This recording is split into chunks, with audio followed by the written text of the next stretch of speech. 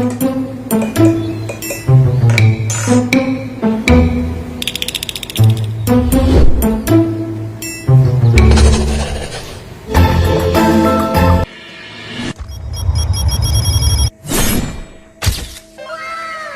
kita makakalimutan kahit kailan.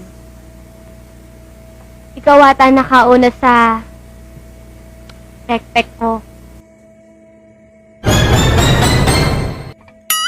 Sana all.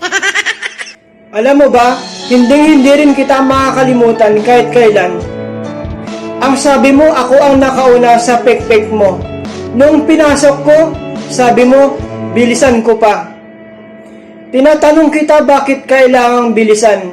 Yun pala, paparating yung asawa mo.